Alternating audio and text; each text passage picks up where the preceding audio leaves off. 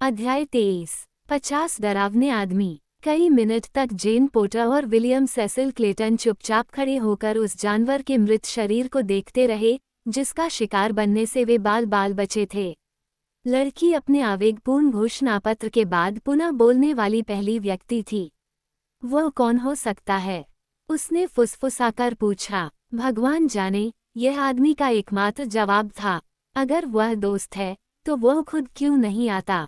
जेन ने आगे कहा, क्या यह अच्छा नहीं होगा कि उसे पुकारा जाए और कम से कम उसका शुक्रिया अदा किया जाए? यंत्रवत क्लेटन ने उसका आदेश पूरा किया, लेकिन कोई प्रतिक्रिया नहीं हुई। जेन पोर्टर कांप उठी। रहस्यमयी जंगल, उसने बड़बड़ाते हुए कहा। भयानक जंगल, ये दोस्ती की अभिव्यक्ति को भी भयानक बना देता है। क्लेटन ने कहा, हमें आश्रय में वापस लौट जाना चाहिए। वहाँ आप कम से कम थोड़े सुरक्षित रहेंगे। मैं किसी भी तरह से सुरक्षित नहीं हूँ, उसने कड़वाहट से कहा। ऐसा मत कहो, विलियम, उसने जल्दी से आग्रह किया। उसके शब्दों से जो चोट पहुंची उसके लिए उसे बहुत दुख हुआ। तुमने अपना सर्वश्रेष्ठ किया है। तुम नेक, आत्मत्यागी और बहादुर रहे हो। ये तुम्हारी कोई गलती नहीं है कि तुम सुपरमैन नहीं हो। मैंने अब तक केवल एक ही ऐसे व्यक्ति को जाना है जो तुमसे अधिक कर सकता था। प्रतिक्रिया की उत्तेजना में मेरे शब्द गलत चुने गए थे। मैं तुम्हें चोट नहीं पहुंचाना चाहती थी।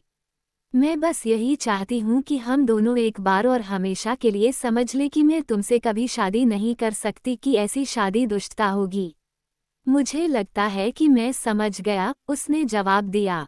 हमें इस बारे में फिर से बात नहीं करनी चाहिए, कम से कम तब तक जब तक हम सभ्यता में वापस नहीं आ जाते। अगले दिन थुरन की हालत और भी खराब हो गई। लगभग हमेशा वह बेहोशी की हालत में रहता था। वे उसे राहत देने के लिए कुछ नहीं कर सकते थे, न ही क्लेटन कुछ करने की कोशिश करने के लिए बहुत उत्सुक था। लड़की के कारण उसे रूसी से डर लगता था। अपने दिल की गहराई में वो उम्मीद करता था कि वह आदमी मर जाएगा। यह विचार कि उसके साथ कुछ ऐसा हो सकता है जिससे वह पूरी तरह से इस जानवर की दया पर छोड़ जाएगी, उसे इस संभावना से अधिक चिंता में डाल देता था कि अगर उसे क्रूर जंगल के बाहरी इलाके में पूरी तरह से अकेला छोड़ दिया जाए तो उसकी लगभग निश्चित मृत्यु उसका इंतजार कर रही होगी।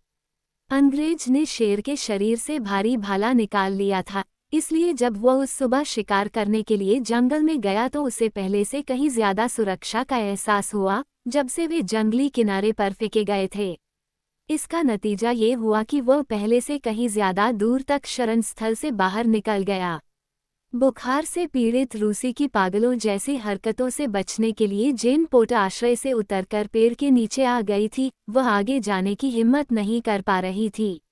यहाँ क्लेटन ने उसके लिए जो कच्ची सीढ़ी बनाई थी, उसके पास वह बैठी हुई समुद्र की ओर देख रही थी, इस उम्मीद में कि शायद कोई जहाज दिखाई दे।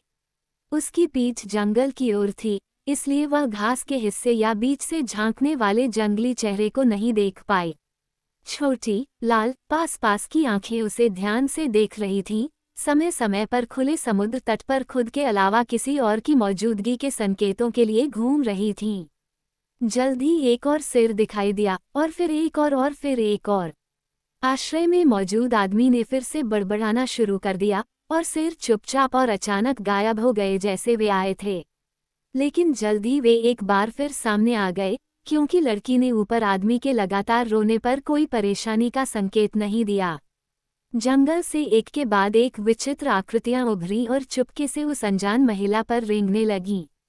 घास की हल्की सरसराहट ने उसका ध्यान खींचा। वह मुड़ी, और जो दृश्य उसके सामने था उसे देखकर वह डर के मारे थोड़ी सी चीख के साथ लड़खड़ाती हुई खड़ी हो गई। फिर वे तेजी से उसके पास पहुंचे। उसे अपनी लंबी, गोरिल्ला जैसी भुजाओं में उठाकर उनमें से एक प्राणी मुड़ा और उसे जंगल में ले गया। उसकी चीखों को दबाने के लिए उसके मुंह पर एक गंदे पंजे ने उसे दबा दिया। पहले से ही कई हफ्तों तक उसे जो यातनाएं दी गई थीं, उसके अलावा ये सदमा उसके बर्दाश्त से बाहर था। टूटी हुई नसें ढह गईं और वह बेहोश हो गई। जब उसे होश आया तो उसने खुद को आदिम जंगल के घने जंगल में पाया। रात हो चुकी थी। जिस छोटे से मैदान में वह लेटी थी, वहां एक बहुत बड़ी आग जल रही थी। उसके चारों ओर 50 डरावने आदमी बैठे थे। उनके सिर और चेहरे उलझे हुए बालों से ढके हुए थे। उनकी लंबी भुजाएं उनके छोटे टेढ़े पैरों के मुड़े हुए घुटनों पर टिकी हुई थीं। वे जानवरों की तरह गंदा खाना कुतर रहे थे। आग के किनारे एक बर्तन उबल रहा था और कभी कभी कोई प्राणी उसमें से मांस का एक टुकड़ा नुकीली छड़ी से खींच लेता था। जब उन्हें पता चला कि उनकी बंदी को होश आ गया है, तो पास में मौजूद एक भोजकर्ता के गंदे हाथ से इस घिनौने स्टू का एक टुकड़ा उसके पास फेंका गया। यह उसके बगल में लुढ़क गया, लेकिन उसने अपनी आंखें बंद कर लीं क्योंकि उसके अंदर मतली की एक लहर दौड़ गई। कई दिनों तक वे घने जंगल से होकर यात्रा करते रहे। पैरों में दर्द और थकान से ग्रस्त लड़की को लंबे, गर्म, थकाऊ दिनों में आधा घसीटा गया, आधा धक्का दिया गया। कभी कभी जब वह लड़खड़ा कर गिर जाती, तो उसे सबसे नज़दीकी डरावने लोगों द्वारा हथकड़ी और लात मारी जाती। अपनी यात्रा के अंत तक पहुंचने से बहुत पहले ही उसके जूते उतार दिए गए थे, तलवे पूरी तरह से गायब हो गए थे। उसके कपड़े फटकर टुकड़े टुकड़े हो गए थे और दयनीय चिथड़ों के बीच से उसकी एक बार की सफ़ेद और कोमल त्वचा हजारों निर्दयी कांटों और झाड़ियों के संपर्क में आने से कच्ची और खून से लथपथ दिख रही थी, जिसके बीच से उसे घसीटा गया था। यात्रा के आखिरी 2 दिनों में वह इतनी थकी हुई थी कि लात घूंसों और गालियों के बावजूद भी वह अपने खून से लथपथ पैरों पर खड़ी नहीं हो सकी। क्रोध की हदें पार हो चुकी थीं और लड़की शारीरिक रूप से इतनी भी असमर्थ थी कि वह अपने घुटनों के बल भी खड़ी नहीं हो पा रही थी। जब जानवरों ने उसे घेर लिया और वे उसे डराने धमकाने के लिए बक-बक कर रहे थे, उसे डंडों से उकसा रहे थे, उसे मुकों और पैरों से पीट रहे थे, तो वह आंखें बंद करके लेटी हुई थी और उस दयापूर्ण मृत्यु के लिए प्रार्थना कर रही थी, जिसके बारे में वह जानती थी कि केवल वही उसे पीड़ा से मुक्ति दिला सकती है। लेकिन ऐसा नहीं हुआ और कुछ ही देर में उन 50 खूंखार लोगों ने महसूस किया कि उनका शिकार अब चलने में असमर्थ है, और इसलिए उन्होंने उसे उठाया और शेष यात्रा के लिए उसे अपने साथ ले गए। एक दोपहर बाद उसने एक शक्तिशाली शहर की खंडहर दीवारें उनके सामने खड़ी देखी, लेकिन वह इतनी कमज़ोर और बीमार थी कि उसमें ज़रा सी भी दिलचस्पी नहीं थी। वे उसे जहां भी ले जा रहे थे, इन क्रूर अर्धक्रूर लोगों के बीच उसकी कैद का सिर्फ एक ही अंत हो सकता था। आखिरकार वे 2 बड़ी दीवारों को पार करके अंदर के खंडहर शहर में पहुंच गए। वे उसे एक ढहते हुए ढेर में ले गए और यहाँ वह सैकड़ों और जीवों से घिरी हुई थी जो उसे लाए थे, लेकिन उनमें से कुछ महिलाएं थीं जो कम भयानक लग रही थीं। उन्हें देखते ही उसे जो पहली हल्की सी उम्मीद जगी थी, वो उसके दुख को कम करने लगी। लेकिन ये थोड़े समय के लिए ही था, क्योंकि महिलाओं ने उसे कोई सहानुभूति नहीं दी। हालांकि दूसरी ओर उन्होंने न तो उसे गाली दी। जब भवन के निवासियों की संतुष्टि के अनुसार उसका निरीक्षण कर लिया गया, तो उसे नीचे के तहखानों में एक अंधेरे कक्ष में ले जाया गया और यहाँ उसे नंगे फर्श पर पानी से भरा एक धातु का कटोरा और भोजन से भरा एक अन्य कटोरा रखकर छोड़ दिया गया। 1 हफ्ते तक वह सिर्फ कुछ महिलाओं से ही मिली, जिनका काम उसके लिए खाना और पानी लाना था। धीरे धीरे उसकी ताकत वापस आ रही थी। जल्द ही वह ज्वलंत देवता को बलि चढ़ाने के लिए पूरी तरह तैयार हो जाएगी। ये वाकई सौभाग्य की बात थी कि वह नहीं जान पाई कि उसका क्या हश्र होने वाला है। जब वानरों का टार्जन, क्लेटन और जेन पोर्टर को न्यूमा के विषदंतों से बचाने वाला भाला चलाने के बाद धीरे धीरे जंगल में आगे बढ़ रहा था, तो उसका मन उस दुख से भर गया जो एक ताज़ा खुले दिल के घाव से उत्पन्न होता है। वो खुश था कि उसने समय रहते अपना हाथ रोक लिया था ताकि वो उस चीज़ की परिणति को रोक सके जिसके बारे में उसने ईर्ष्या के पहले पागल क्रोध में सोचा था।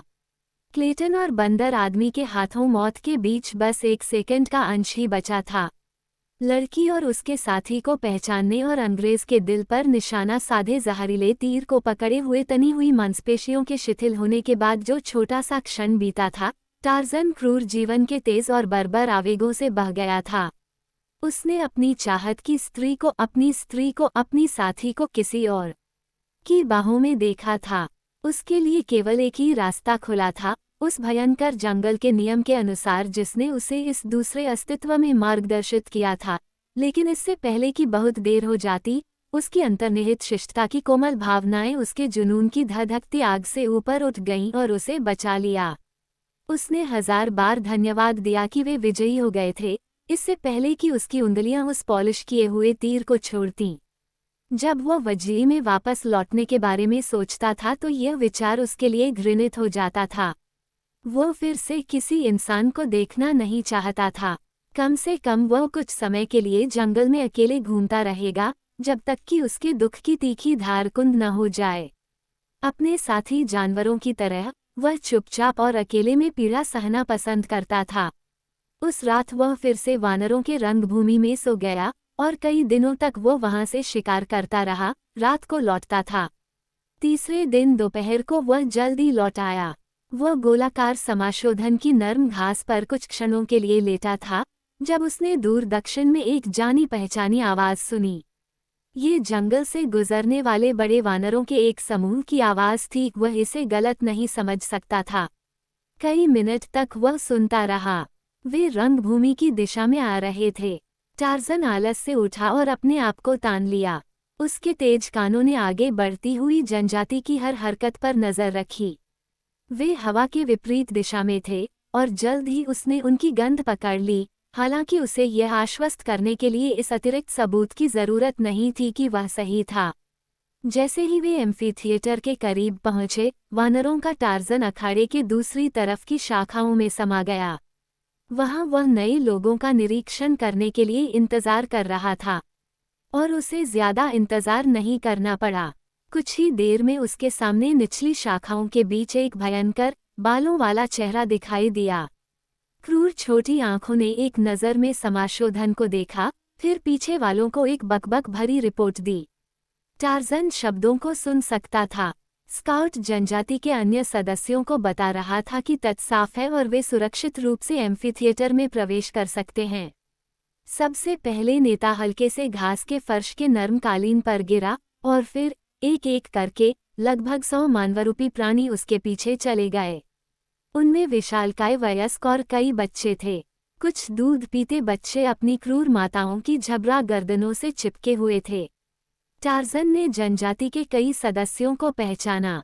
ये वही जनजाति थी जिसमें वह एक छोटे बच्चे के रूप में आया था। उसके बचपन में कई वयस्क छोटे बंदर थे। उसने उनके साथ उनके छोटे से बचपन में इसी जंगल में मौज मस्ती की थी और खेला था। उसे आश्चर्य हुआ कि क्या वे उसे याद रखेंगे। कुछ बंदरों की याददाश्त बहुत लंबी नहीं होती और 2 साल उनके लिए अनंत काल हो सकते हैं। जो बातचीत उसने सुनी थी, उससे उसे पता चला कि वे एक नया राजा चुनने आए थे। उनके दिवंगत प्रमुख की असमय मृत्यु हो गई थी, जो एक टूटी हुई शाखा के नीचे 100 फीट नीचे गिर गए थे। टार्ज़न उनके सामने एक लटकती हुई शाखा के अंत तक चला गया। एक मादा की तेज नज़र ने उसे सबसे पहले देखा। भौंकने की आवाज़ के साथ उसने दूसरों का ध्यान आकर्षित किया। कई विशाल बैल घुसपैठिए को बेहतर तरीके से देखने के लिए सीधे खड़े हो गए। नुकीले दांतों और उभरी हुई गर्दनों के साथ वे धीरे धीरे उसकी ओर बढ़े, गहरे गले से, अशुभ गुर्राहट के साथ। करनाथ, मैं वानरों का टार्ज़न हूँ, बंदर आदमी ने जनजाति की स्थानीय भाषा में कहा। तुम्हें मेरी याद है? जब हम छोटे छोटे बंदर थे, तब हम सब मिलकर नुमा को चिढ़ाते थे, ऊंची शाखाओं की सुरक्षा से उस पर डंडे और मेवे फेंकते थे। वह जानवर जिसे उसने संबोधित किया था, उसके जंगली चेहरे पर आधी समझ और मंद आश्चर्य की झलक दिखी। और मागोर, टार्ज़न ने दूसरे को संबोधित करते हुए कहा, क्या तुम्हें अपने पूर्व राजा की याद नहीं है, जिसने शक्तिशाली केरचक को मारा था? मेरी ओर देखो, क्या मैं वही टार्ज़न नहीं हूँ, शक्तिशाली शिकारी अजेय योद्धा जिसे तुम सभी कई युगों से जानते हो? अब सभी बंदर आगे की ओर उमड़ पड़े, लेकिन वे धमकी देने से ज्यादा उत्सुकता में थे। वे कुछ देर तक आपस में बड़बड़ाते रहे। अब आप हमारे बीच क्या चाहते हैं? करनाथ ने पूछा। केवल शांति, वानर पुरुष ने उत्तर दिया। फिर वानरों ने विचार विमर्श किया। अंततः करनाथ ने फिर बात की। उन्होंने कहा, तो फिर शांति से आओ, वानरों के टार्ज़न। और इस प्रकार वानरों का टार्ज़न, भयंकर और विभत्स भीड़ के बीच में हल्के से गिर पड़ा। उसने विकास का चक्र पूरा कर लिया था और एक बार फिर से पशुओं के बीच पशु बन गया था। वहाँ कोई ऐसा अभिवादन नहीं था जैसा 2 साल के अलगाव के बाद मनुष्यों के बीच होता है। अधिकांश वानरों ने उन छोटी छोटी गतिविधियों में भाग लिया जो वानरों के आगमन से बाधित हुई थीं, और उस पर कोई ध्यान नहीं दिया, जैसे कि वह जनजाति से गया ही नहीं था।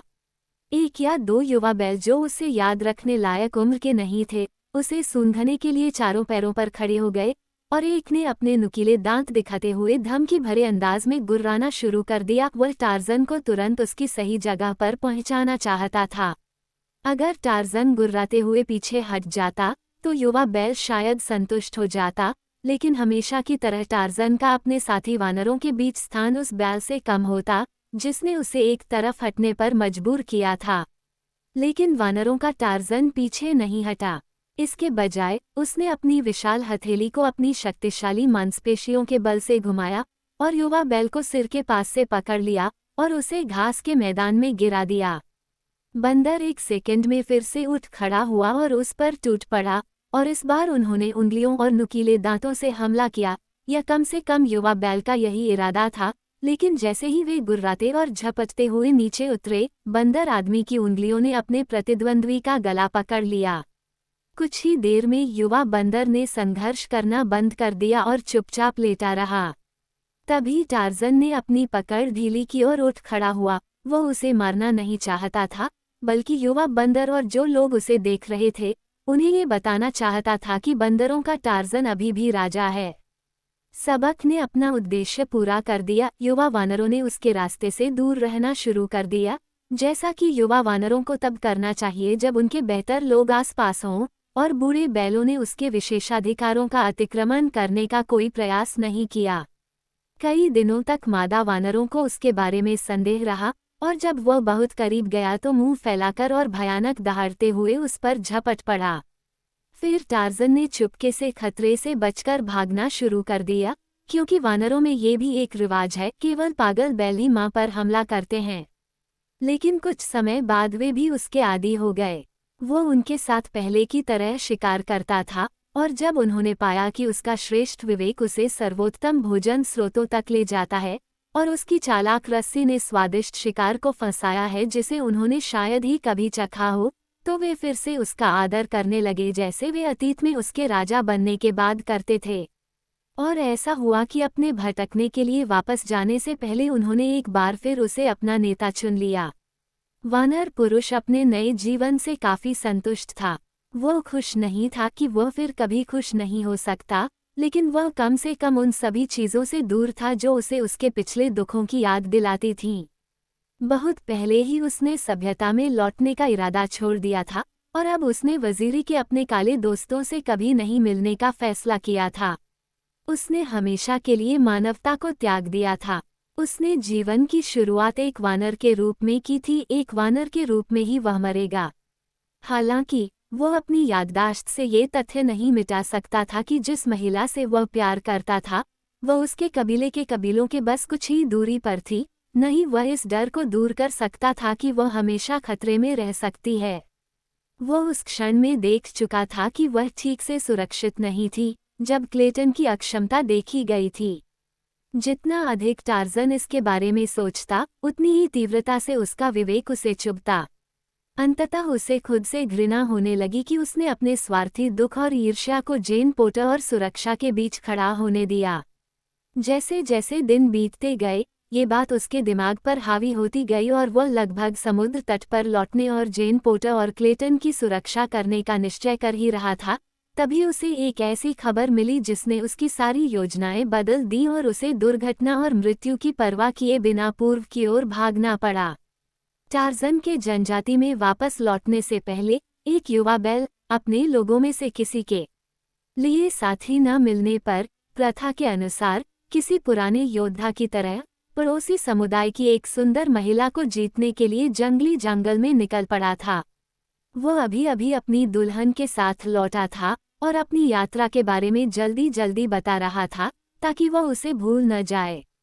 अन्य बातों के अलावा उसने अजीब दिखने वाले वानरों की एक बड़ी जमात को देखने की बात भी बताई। वे सभी बालदार चेहरे वाले बैल थे, सिवाय एक के, उसने कहा, और वो एक मादा थी जिसका रंग इस अजनबी से भी हल्का था, और उसने टार्जन की ओर अंगूठा दिखाया। एक पल में ही बंदर आदमी का पूरा ध्यान उस पर चला गया। उसने इतनी तेजी से सवाल पूछे कि मंदबुद्धि मानव आदमी उनका जवाब दे सकता था। क्या बैल छोटे और टेढ़े पैर वाले थे? वह थे। क्या वे नुमा और शीता की खाली अपनी कमर पर पहनते थे और लाठी और चाकू रखते थे? उन्होंने किया। और क्या उनके हाथों और पैरों पर कई पीले छल्ले थे? हाँ। और वह जो थी, क्या वह छोटी और दुबली पतली और बहुत गोरी थी? हाँ। क्या वह जनजाति की एक सदस्य लग रही थी या वह एक कैदी थी? वे उसे घसीटते हुए ले जाते थे, कभी हाथ से, कभी उसके सिर पर उगे लंबे बालों से, और हमेशा वे उसे लात मारते और पीटते थे। ओह, लेकिन उन्हें देखना बड़ा मजेदार था। भगवान, टार्ज़न बुदबुदाया। जब तुमने उन्हें देखा तो वे कहाँ थे और किस ओर जा रहे थे? वानर पुरुष ने आगे पूछा। वे वहाँ दूसरे पानी के पास थे, और उसने दक्षिण की ओर इशारा किया। जब वे मेरे पास से गुजरे तो वे सुबह की ओर जा रहे थे, पानी के किनारे ऊपर की ओर। ये कब हुआ? टार्ज़न ने पूछा। आधा चांद बीत गया। बिना एक और शब्द कहे वानर मानव पैरों पर चढ़ गया और एक देहविहीन आत्मा की तरह पूर्व की ओर ओपार के विस्मृत शहर की दिशा में भाग गया।